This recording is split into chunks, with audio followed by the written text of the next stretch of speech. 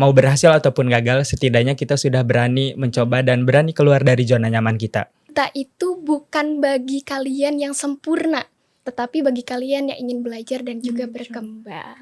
Orang-orang Win yang memang berani untuk ikut-ikut kegiatan di luar gitu kan. Karena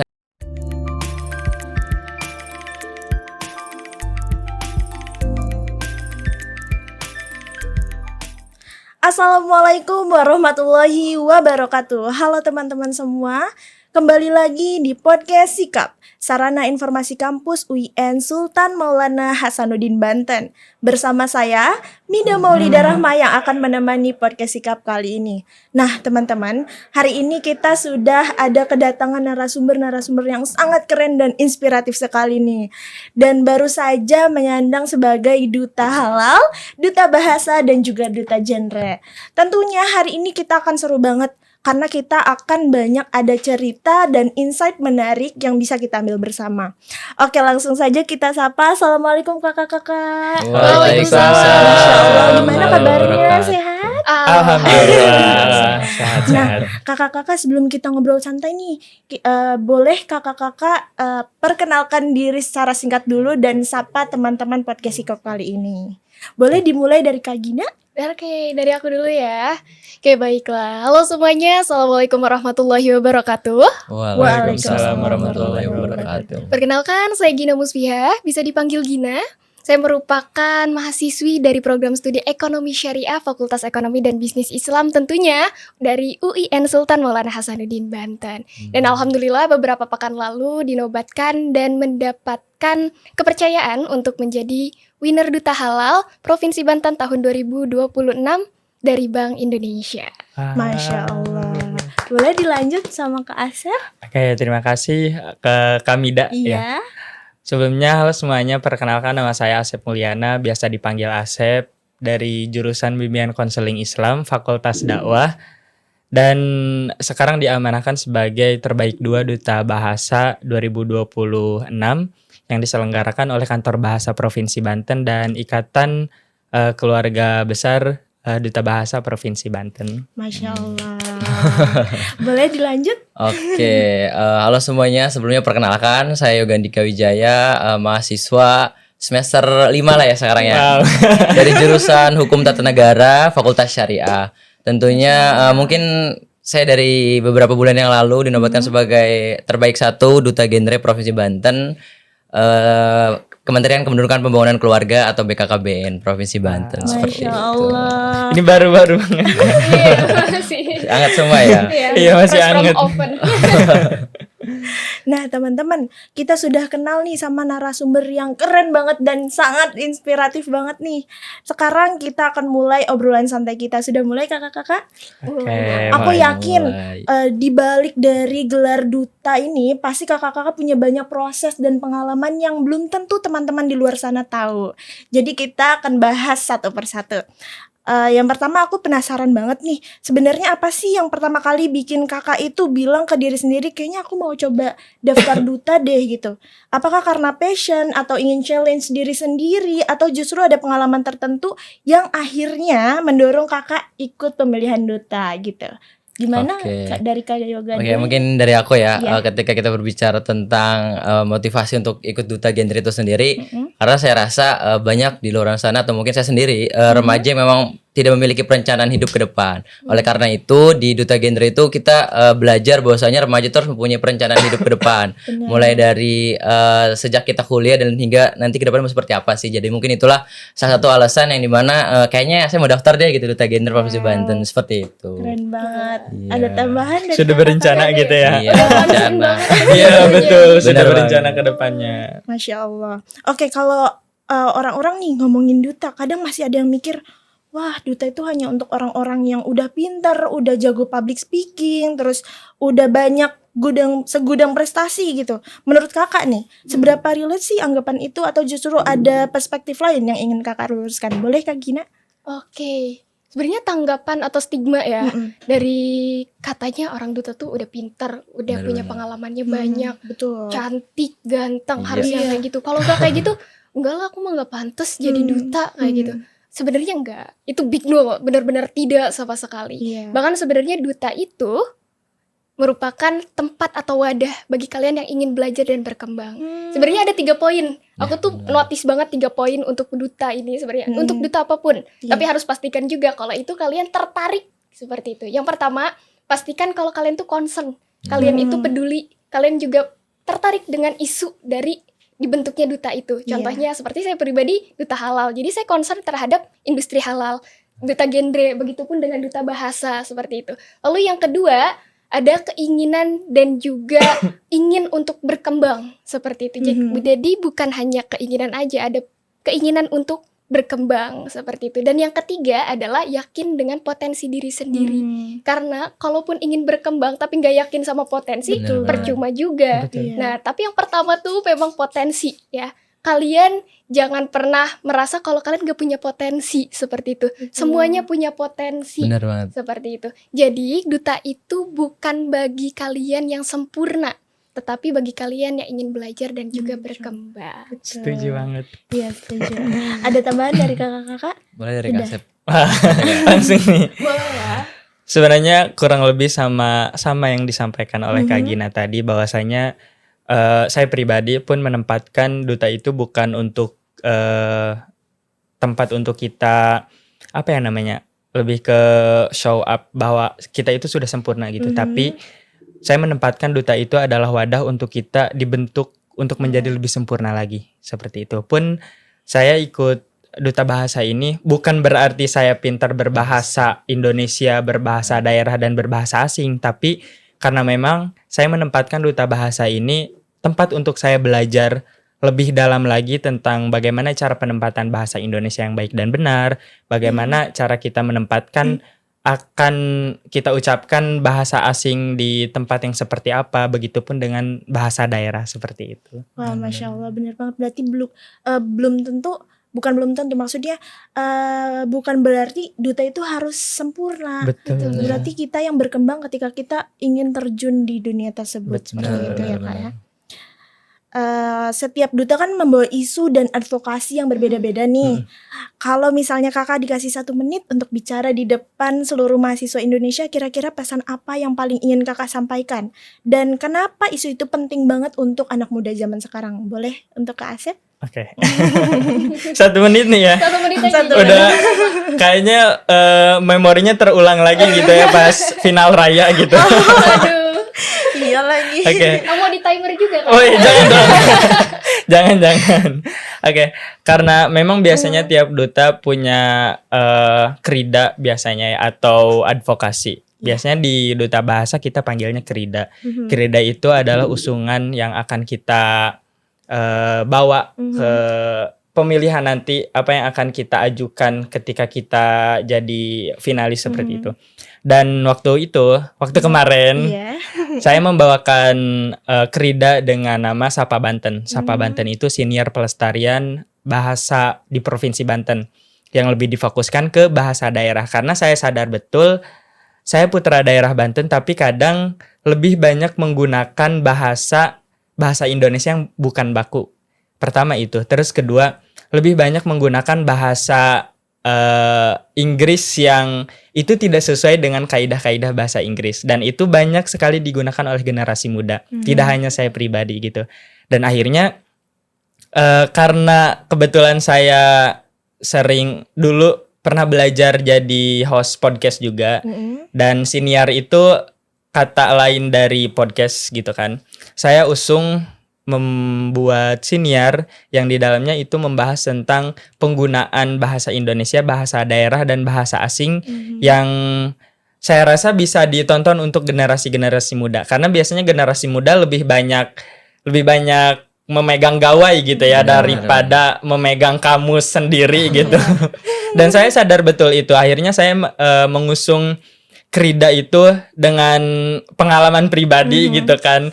Dan saya konsep bukan di siniar yang di studio, tapi saya konsep di luar studio. Bisa itu di jalanan, di tempat-tempat ikonik di Banten yang kadang orang luar biasanya sering banget menanyakan tempat apa yang sekiranya terkenal di Provinsi Banten gitu.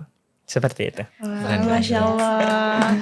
Nah kakak-kakak, di balik selempang dan gelar yang keren yang Masya Allah ini ya, aku yakin prosesnya nggak selalu mulus, pasti ada momen capek, overthinking, dan bahkan ingin menyerah gitu.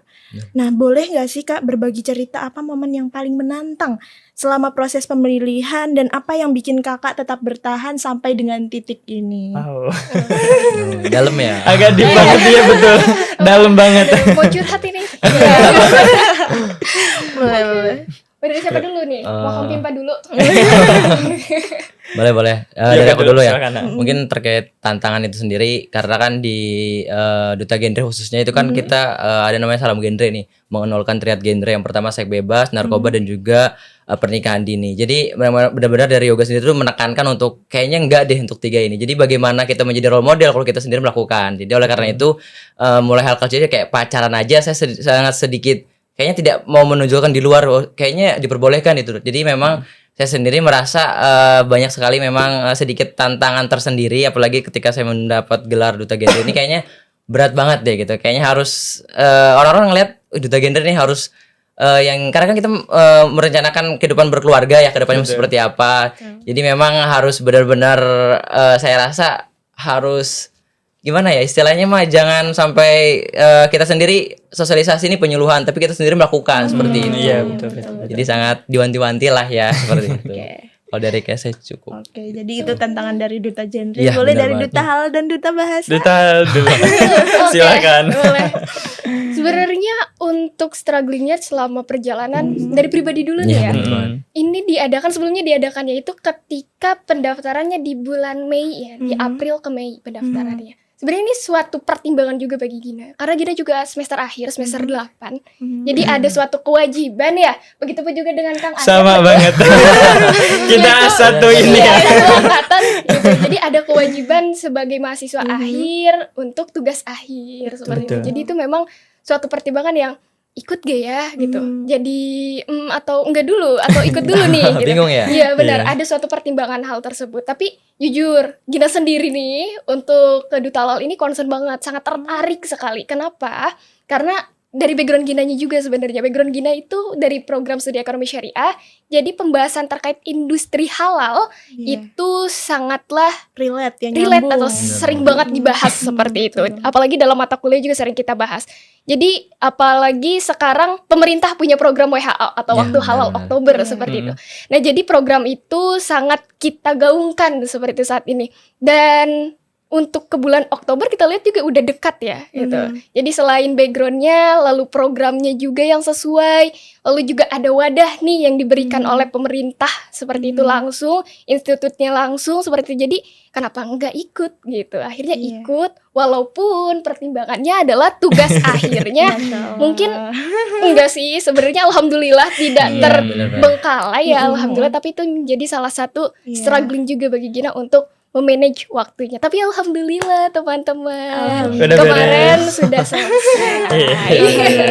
Jadi kalau Kak Gina tuh lebih ke manajemen waktunya. Betul, itu sulit Harus banget. lebih diatur. Kalau dari Kak Asep sendiri atau sama mungkin? Oke, sebenarnya tidak jauh Jauh berbeda berbeda. dengan yang dikatakan Kak Gina, karena memang kebetulan kita satu angkatan. Betul. Dan dulu di Duta Kampus juga satu angkatan, dan merasakan betul apa yang dirasakan Kak Gina, tantangan tersendiri ketika kita ingin ikut di ajang tapi kita sudah di semester akhir. Dan saya merasakan hal itu. Kalau dari saya pribadi tidak hanya itu ya, tapi ketika saya sudah memutuskan untuk ikut di Duta Bahasa ini, kebetulan memang kalau alasan tersendiri mengikuti Duta Bahasa ada apa ya namanya motivasi dari senior, dari kakak kelas yang tahun kemarin ikut Duta Bahasa. Kalau memang misalkan tidak ada dari kampus kita, akan susah lagi tahun depan seperti itu. Jadi tidak ada regenerasi lagi. Dan akhirnya saya memutuskan dengan dalih kayak oke, bismillah, saya putuskan untuk ikut Duta Bahasa dengan niat saya ingin belajar di kebahasaan seperti itu.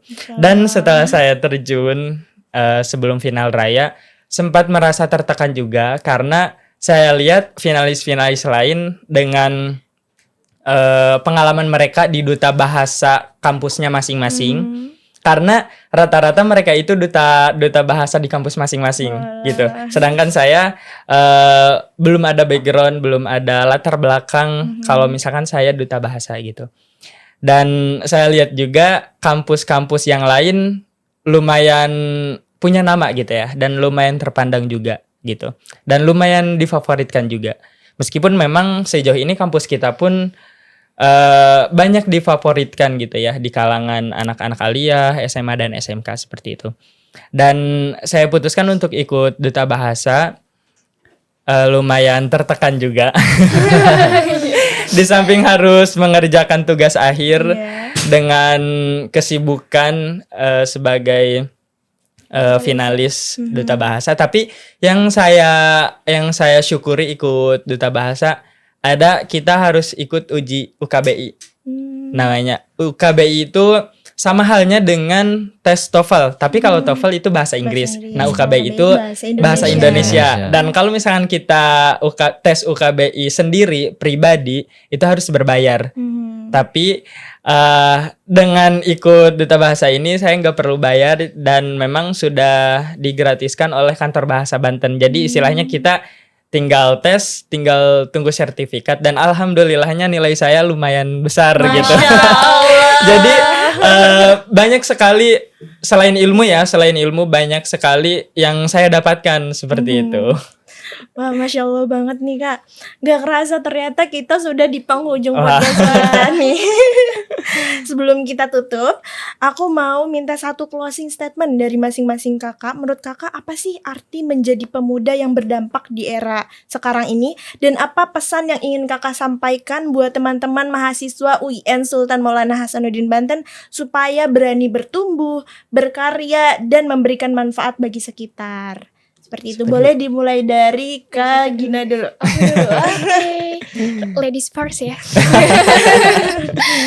Oke, baiklah. Sebenarnya kalau terkait sebagai pemuda ya yang bermanfaat seperti itu, sebenarnya aku kemarin itu sempat baca salah satu buku yang menyatakan bahwasannya pemuda yang bergerak, yang bermanfaat itu adalah yang menjadi pemuda yang menjadi pemuda solusi, bukan menjadi pemuda yang polusi bagi lingkungannya. Karena itu ada bahasanya solusi dan polusi. Seperti itu. Jadilah seorang pemuda yang membawa solusi seperti itu. Dan mungkin di sini ada salah satu contohnya ya, dua contohnya seperti itu. Yang harapannya tentu dengan mengikuti ajang ini bisa bermanfaat juga ilmu yang didapatkan, mensosialisasikannya kepada teman-teman seperti itu. Dan juga tentu harapannya untuk para generasi muda, untuk Hasanuddin muda seperti itu, untuk dapat terus berkarya, berkembang, jangan hanya di zona amannya aja gitu. Jangan hanya fokus di kelas saja, tapi juga cobalah dengan kegiatan-kegiatan lainnya yang bermanfaat, yang bisa mengembangkan diri kalian seperti itu. Tapi ingat, kewajiban kalian juga sebagai mahasiswa, jangan dilupakan seperti itu. Dan juga pastikan kalian itu punya satu hal yang bisa kalian bentuk untuk bentuk sosialisasi kalian kepada masyarakat seperti itu. Apalagi mahasiswa.